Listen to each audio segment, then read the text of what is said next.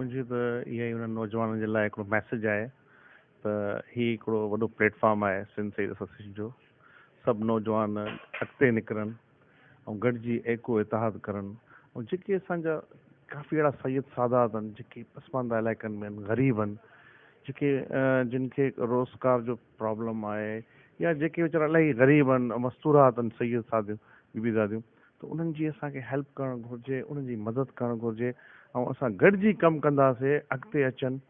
ऐं ख़ासि करे मां यंग जनरेशन खे इहा अपील कंदुसि त उहे वधि खां वधि अॻिते अची इन सैयद एसोसिएशन जा हथ वधीक मज़बूत करनि त जीअं असां पाण हिकिड़ी वॾी हिकिड़ी ताक़त थी उभरूं। छोकिरो असांजी ज़ात वॾी आहे ऐं असांजो हिकिड़ो मर्तबो बि वॾो आहे, सैयद सखी आहे।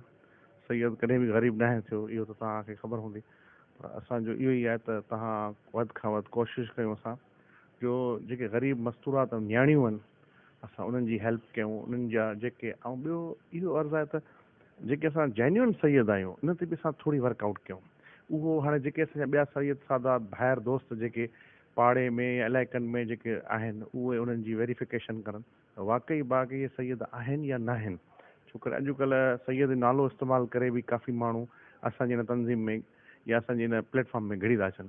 पर मुंहिंजो इहा अपील आहे उन्हनि खे हिन चैनल जे तवसुल सां त उन्हनि जी ख़ासि करके वेरिफिकेशन करनि, उन्हनि जो शुजरो आहे त ॾिसनि त वाक़ई सैयद आहे ऐं अगरि उहो मुस्तहिक आहे त उन्हनि जी मदद कई वञे, उनजी हेल्प कई वञे। बसि मां इहो ई उन्हनि खे मैसेज ॾेई सघां थो हिन प्लेटफॉर्म तां। सादातनि जे आवाज़ बुलंद करण लाइ ऐवाननि ते पहुचाइण लाइ कमु करे रही आहे, उन सिलसिले में छा चवंदा?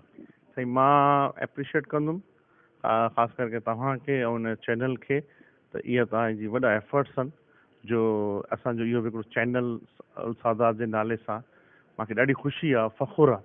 असांजो हिकिड़ो चैनल आहे जंहिंजे तवसुल सां असां मैसेज कन्वे करे सघूं था पूरी दुनिया में त बाबा असांजी जेका तंज़ीम आहे एक्टिव आहे, बाइकाते कमु करे पई।